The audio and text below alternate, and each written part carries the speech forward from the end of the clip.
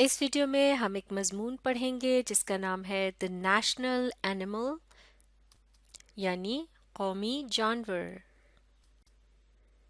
تو پاکستان کا جو قومی جانور ہے آپ اس تصویر میں دیکھ سکتے ہیں. یہ ایک طرح کی پہاڑی نسل کا بکرا ہوتا ہے جس کے اس طرح سے گول گول سے سینگ ہوتے ہیں اور اس کے جسم پر لمبے لمبے بال بھی ہوتے ہیں. تو چلیے مل کر پڑھتے ہیں اور اس مضمون کو سمجھنے کی کوشش کرتے ہیں. آپ بھی پڑھیے. Markhor is the national animal of Pakistan. Pakistan کا جو قومی جانور ہے اس کا نام ہے مارخور. جیسے کہ اس تصویر میں ہم دیکھ سکتے ہیں یہ ایک مارخور ہے. It belongs to the goat family. اس کا تعلق بکرے کے خاندان سے ہے. And it is one of most beautiful wild animals of Pakistan. اور یہ پاکستان کے سب سے خوبصورت جنگلی جانوروں میں سے ہے. It is considered a symbol of bravery. اس کو بہادری کی علامت مانا جاتا ہے یا اشارہ مانا جاتا ہے. اینڈ انٹیلیجنس اور ذہانت کا بھی.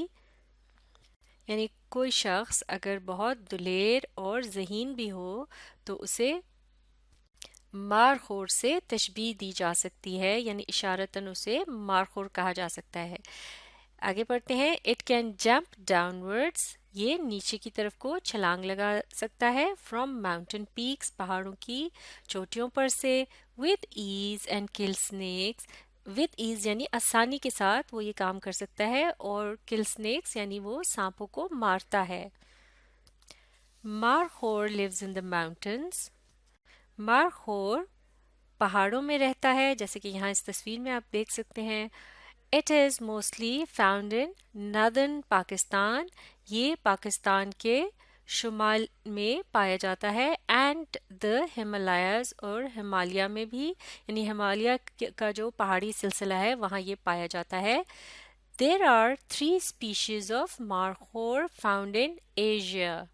یعنی بر اعظم ایشیا جو ہے اس میں مارخوروں کی 3 اقسام پائی جاتی ہیں یعنی 3 قسم کے مارخور یہاں پر ملتے ہیں. ایشیا جیسے کہ سب سے بڑا بر اعظم ہے تو یہاں 3 قسم کی مارخور کی اقسام موجود ہیں. آگے پڑھتے ہیں. It is known for its long and curly horns.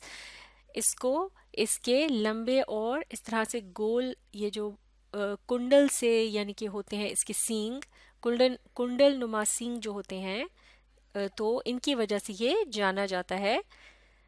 These attractive horns on males are nearly 63 inches long. یہ جو خوبصورت سے سینگ ہوتے ہیں یہ جو نر مارخور ہوتے ہیں تو نر مارخوروں میں ان سینگوں کی جو لمبائی ہے وہ 63 انچ تک ہوتی ہے. And on females around 10 inches long. اور جو مادہ مارخور ہوتے ہیں ان کی سینگوں کی لمبائی جو ہے وہ 10 انچ کے برابر ہوتی ہے. Males and females can easily معاف کیجیے گا males and females can be easily identified by the colour of their coats. یعنی نر اور مادہ مارخور جو ہیں ان کو آسانی کے ساتھ جانا جا سکتا ہے کہ کون ان میں سے نر ہے اور کون مادہ ہے ان کے جو ان کی کھال کا جو رنگ ہوتا ہے اس کی مدد سے. معاف کیجیے گا ان کے وہ جو جسم پر بال ہوتے ہیں اسے انگلش میں کوٹ کہتے ہیں تو ان کا جو رنگ ہوتا ہے اس کی مدد سے جانا جا سکتا ہے. Males have light brown to black coloured coats. جو نر مارخور ہوتے ہیں ان کے جو جسم پر بال ہوتے ہیں ان کا جو رنگ ہے وہ ہلکے بھورے رنگ سے لے کر کالے رنگ تک اس طرح سے ہوتا ہے یعنی تھوڑا ہلکا بھورا اور تھوڑا کالا. آگے پڑھتے ہیں. Females have reddish coats. جبکہ جو مادہ مارخور ہوتی ہیں ان کے جسم پر جو بال ہوتے ہیں ان کا رنگ سرخی مائل ہوتا ہے یعنی اس میں لالی سی ہوتی ہے جس سے پتہ چل جاتا ہے کہ وہ مادہ ہے.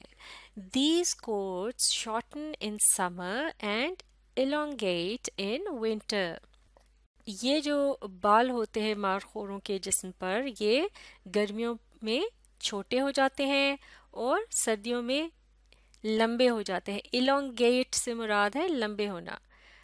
A markhor male measures around 52 to 73 inches in length.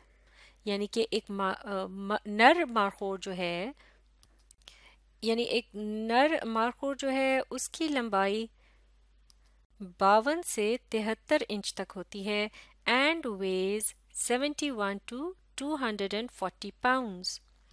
اور اس کا وزن 71 سے 240 پاؤنڈ تک ہوتا ہے. Females markhor are much smaller than males. معاف کیجیے گا، یہاں لفظ فیمیل ہے جو کہ درست ہے، فیمیلز کی جگہ یہاں فیمیل ہونا چاہیے. Female markhor are much smaller than males. جو مادہ مارخور ہوتی ہیں وہ نر مارخوروں سے خاصی چھوٹی ہوتی ہیں. آگے پڑھتے ہیں. Markhors strong and powerful legs, یعنی مارخوروں کی مضبوط اور طاقتور ٹانگیں، گیو اٹ دی ابیلٹی، ان کو یہ صلاحیت دیتی ہیں یا ان کی مدد سے وہ کیا کر سکتے ہیں، to maintain balance when climbing, چڑھتے وقت، یعنی پہاڑوں پر جیسے کہ وہ رہتے ہیں تو چڑھائی چڑھتے وقت ان کو یعنی آسانی ہوتی ہے، مضبوط ٹانگوں کی وجہ سے وہ آسانی سے بیلنس کر سکتے ہیں. اور سمپلی واکنگ آن ہلز، اور جب وہ پہاڑیوں پر چل رہے ہوتے ہیں اس وقت بھی ان کی یہ مضبوط اور طاقتور ٹانگیں جو ہیں وہ ان کے کام آتی ہیں. آگے پڑھتے ہیں. It eats grass in spring and summer, وہ بہار اور گرمی کے موسم میں گھاس کھاتے ہیں.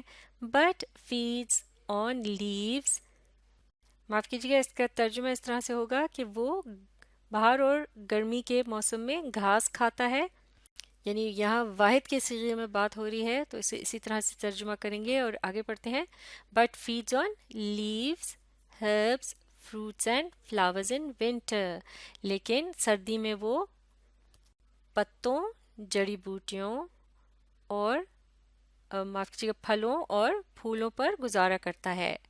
آگے پڑھتے ہیں. سنو لیپرڈز یعنی برفانی چیتے، وولفز یعنی بھیڑیے، اینڈ بلیک بیئرز یعنی کالے ریچھ، are the common enemies of markhor, یہ مارخور کے عام طور سے یہ اس کے دشمن ہیں. It has extremely keen senses of sight and smell، یعنی اس کے جو دیکھنے کی اور سونگھنے کی جو حس ہے وہ بہت زیادہ تیز ہوتی ہے. These senses یعنی یہ جو حصے ہیں، جیسے کہ دیکھنے اور سونگھنے کی جو حس ہوتی ہے یا خوبی یا طاقت، help it to sense hunters from a distance. تو یہ جو حصے ہیں یہ کس طرح سے مدد کرتی ہیں مارخور کی، کہ ان کی مدد سے وہ بہت دور سے ہی شکاری کے آنے کا اندازہ یا پتہ بتا دیتی ہیں. It grazes mostly on the peaks of mountains. It grazes کا مطلب ہے چرنا یعنی گھاس وغیرہ کھانا. تو یہ جو گھاس کھانے کا عمل ہے یہ زیادہ تر وہ کہاں کرتا ہے مارخور، پہاڑوں کی چٹانوں پر یعنی چوٹیوں پر، معاف کیجیے گا پہاڑوں کی چوٹیوں پر، یعنی پہاڑوں پر جو سب سے بلند ترین یا اونچی جگہ ہوتی ہیں وہاں جا کر وہ گھاس چرنا پسند کرتا ہے. So it is out of the range of predators. تو یعنی یہاں یہ بتایا جا رہا ہے کہ وہ ایسا کیوں کرتا ہے، پہاڑوں کی چوٹیوں پر جا کر گھاس کھانا کیوں پسند کرتا ہے، تاکہ وہ شکاریوں کی جو ہے پہنچ سے باہر رہے. If it senses danger، اگر اس کو خطرے کا اندازہ ہو یعنی خطرہ محسوس ہو، it uses its excellent climbing skills to escape. تو ایسے میں وہ اپنی پہاڑوں پر چڑھنے کی بہترین صلاحیت کو استعمال کرتے ہوئے بچ نکلتا ہے یا بھاگ جاتا ہے. اس سبق کے باقی حصے اور سوال جواب کو اگلی ویڈیو میں مکمل کریں گے. آپ اس ویڈیو کو ری پلے کیجیے اور اس کے ساتھ ساتھ پڑھنے، سمجھنے اور معاف کیجیے گا پڑھنے اور سمجھنے کی کوشش جاری رکھیے.